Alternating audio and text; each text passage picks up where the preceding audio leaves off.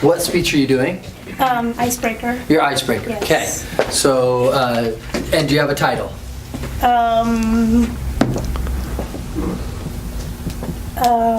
Myers-Briggs personality type. Okay. What about it? I don't know. I don't have a title. Do you have a point to what's your personality? Yes. Okay. What's your personality? Good title. Personality is personality. Something like that. Yeah. All right. Chandni Patel will be giving her icebreaker speech in the new pathways, 4 to 6 minutes, and she will be speaking to us about the Myers-Briggs personality assessment. All right, Chandni. Thank you. INFP, introversion, intuitive, feeler, and perceiver. How many of you have guys have taken Myers-Briggs personality assessment? Oh yeah, a lot of you. Do the results resonate with your own perception of your personality type? Yeah, I'm the mediator, an idealist that looks for the good in everyone and everything. Comprising just 4% of the personality type. The risk of feeling misunderstood is unfortunately very high if you're an INFP. Anyway, let me share some of the strengths and weaknesses of INFP. I'm going to start with weaknesses so we can get that out of the way. Too idealistic. When an INFP gets a crush on someone, it's not just a crush. It's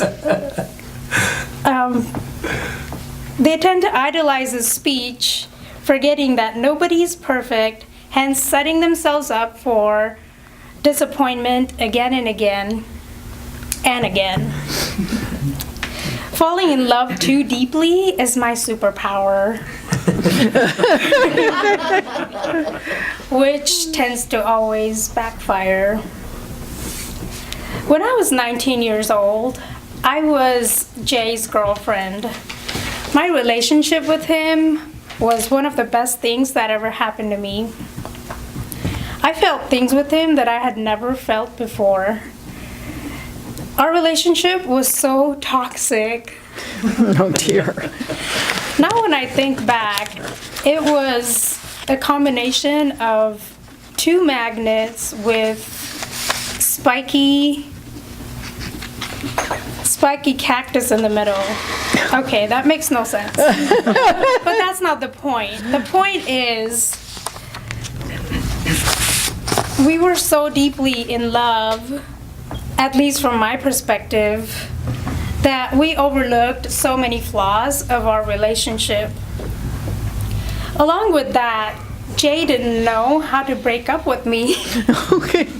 He was afraid to break my ideal outlook on life, particularly our relationship. So that's what I meant by being too idealistic. Whether I'm being talkative or quiet, I can be difficult to get to know. The combination of introversion and strong intuitiveness calls for a personality that is private, reserved, and extremely self-conscious. Have you heard of the saying, quiet people have the loudest minds? Yeah, that would highly apply if you're an INFP. The voices in your head would be on repeat like a cassette got stuck in the player. It screeches your brain. Again, that makes no sense. But that's not the point. The point is, I'm just going to retreat into my imagination now. Oh, wait, the strengths. Open-minded, flexible, passionate, hardworking, and very creative. I seek value and harmony. This includes eating healthy.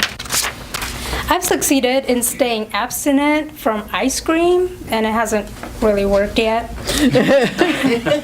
If you're like me, you would be more excited about having a day with no plans than having a day full of plans.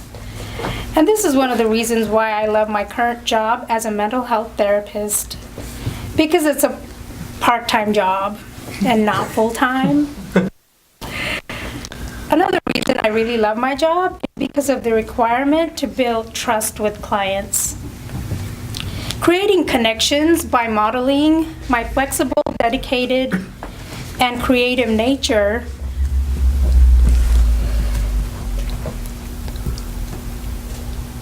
is a bonus. Just last week, I facilitated group therapy about mindfulness. Now, if you talk to teenagers about mindfulness and meditation, they automatically bored. So I thought outside of the box and planned to lead a short mindfulness discussion, followed by an activity to go outside in nature for about 15 minutes. By doing this, the things that I put into action were creativity, of course, and especially trust building by letting the clients spend time outside of a depressing room. I informed them by doing that, I informed them that I care about them. I care about whether they're enjoying their therapy experience rather than just being there because the court ordered them to. Yes, I love what I do as much as I hate it on some days. I like to consider myself a catalyst for change in other people's life. Okay, I'm not completely there yet, but I'm progressing towards becoming a strong catalyst. One of the strongest characteristics of INFP is high sensitivity, and I'm grateful to have joined this club and being surrounded by confident and loving professionals will rub off a lot of confidence on me, right, eventually. So yeah, this was a brief part of my story. To learn more, surf www.deepdownintotheocean. Just kidding. Thank you for your support.